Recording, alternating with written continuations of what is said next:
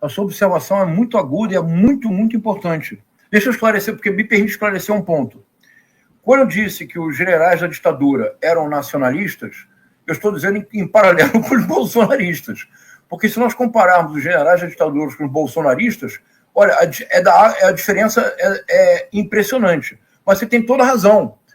O golpe militar de 1964 foi financiado pelos Estados Unidos. Havia aqui no litoral brasileiro a chamada Operação Brother Sam. Havia navios americanos para, se necessário, se houvesse resistência ao golpe do 1 de abril de 1964, haveria provavelmente a invasão do Brasil por tropas americanas para assegurar o êxito do golpe.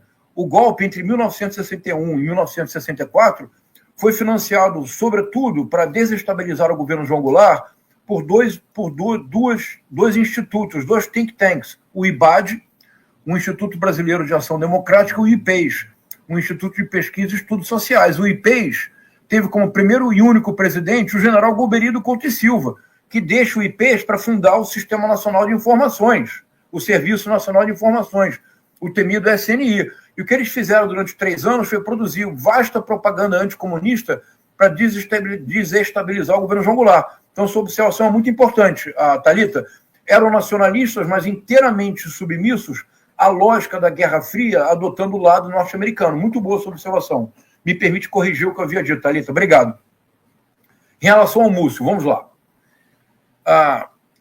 Aqui vocês sempre conversam com juristas. Eu pediria que vocês confirmassem com ele que eu direi agora, porque eu não sou jurista. Mas me parece, Thalita, que do ponto de vista de uma denúncia formal da Procuradoria-Geral da República, uma força não pode ser objeto de denúncia. Quer dizer, a denúncia precisa ser personalizada e a culpa individualizada. Por exemplo, se vocês abrirem aí de novo o relatório, Tiago, se vocês forem entre as páginas 269 e 272, mas se você vá para a página 270, por favor, Tiago. Página 270, é a antepenúltima página. Isso, página 270.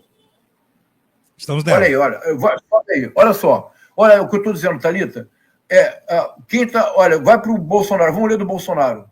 Baixa um pouquinho. Aqui, o senhor Jair Messias Bolsonaro. Olha só. Olha, é o CPF, Thalita. É o Jair Messias Bolsonaro e os crimes estão individualizados, olha. Liderar organização criminosa armada. Olha que coisa. Tentativa de abolição violenta do Estado, o Estado Democrático de Direito, golpe de Estado, dano qualificado pela violência e grave ameaça contra patrimônio da União, deterioração do patrimônio tombado, 5 crimes. Em relação a uma força, Thalita, eu creio que do ponto de vista, e é preciso consultar um jurista, do ponto de vista jurídico, não é possível denunciar uma força, é algo muito abstrato. Mas você tocou num ponto que eu acho fundamental, Thalita. Então, eu acho normal que as Forças Armadas como um todo não estejam na denúncia.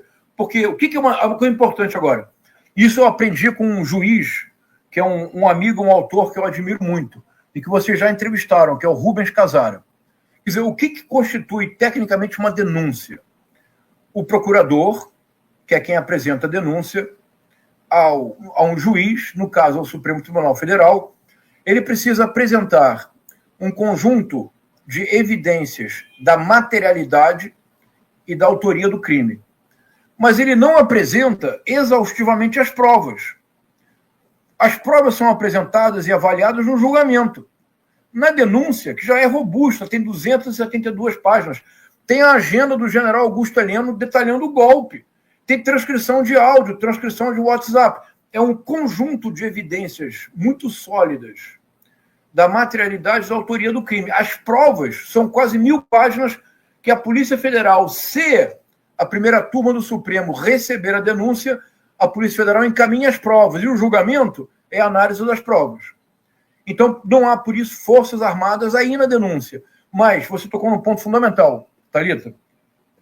E aqui eu vou seguir a lição de um historiador que talvez seja, junto com o historiador Carlos Fico, um dos maiores especialistas da história militar brasileira. O Carlos Fico, que é o professor titular do FRJ, é o grande especialista da ditadura. Tem um trabalho importantíssimo sobre a ditadura, e o Francisco Carlos Teixeira, que também é professor titular do FRJ, é absolutamente o mais importante conhecedor da história militar brasileira, e ele fez uma proposta recente que pareceria radical, mas que depois do que nós soubemos é necessária, que é justamente a modificação radical da formação dos futuros militares.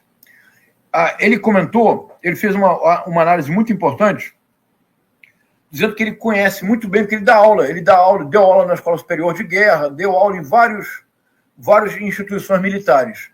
E ele conheceu o comando dos Quites Pretos, que fica em Goiânia, fica em Goiás. E que ele conhecia o principal instrutor, um dos principais instrutores desse comando, que era literalmente um ídolo dos jovens oficiais que entravam para o comando dos Quites Pretos. Era um dos principais torturadores da ditadura, Thalita. O que esse cara vai ensinar?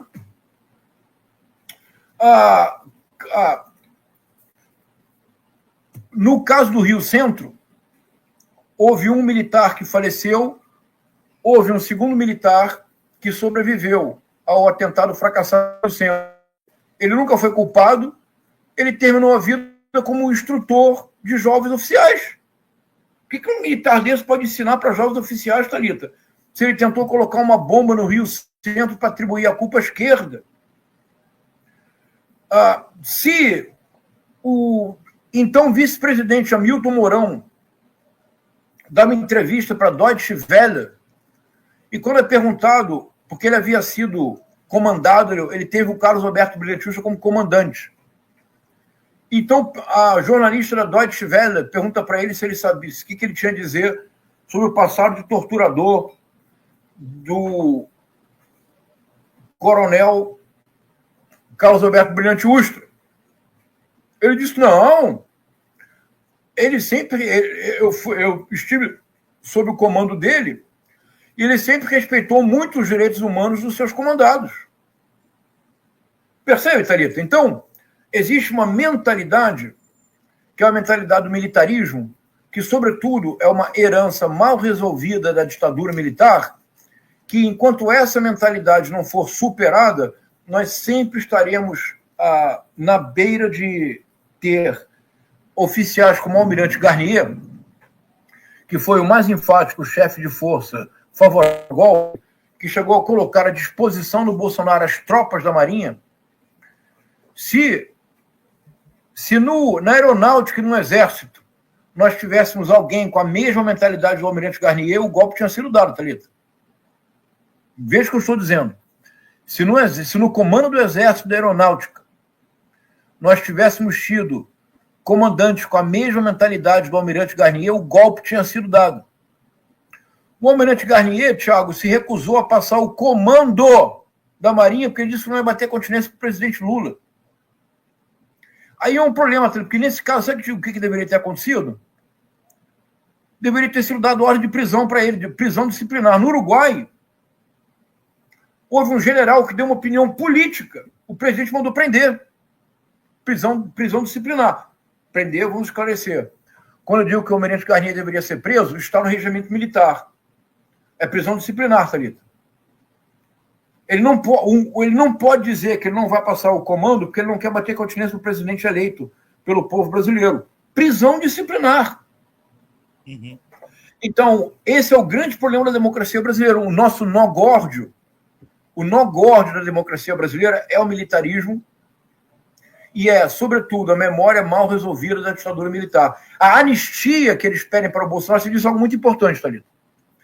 Você disse que quando eles pedem anistia para o Bolsonaro, eles reconhecem que é crime.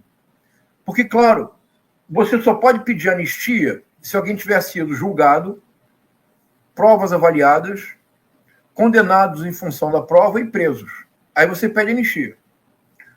Você pedir anistia para quem você considera inocente é fazer o Brasil voltar a agosto de 1979, quando os militares impuseram uma chantagem à sociedade civil brasileira.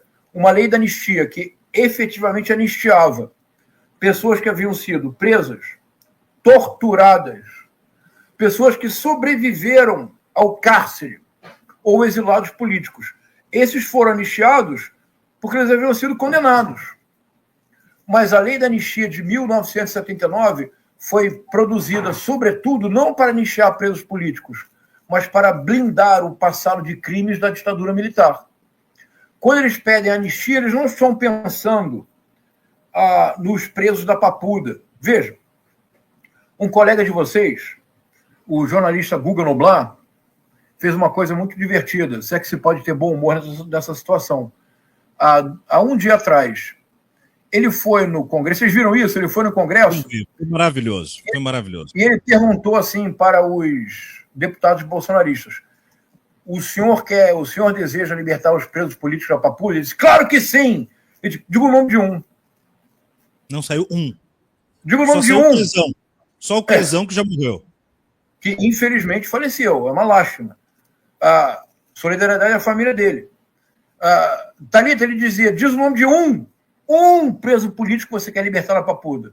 É evidente que a anistia para eles é reeditar o modelo da ditadura de 1979 para permitir, para tornar o Bolsonaro imune aos crimes que cometeu. Impune pelos crimes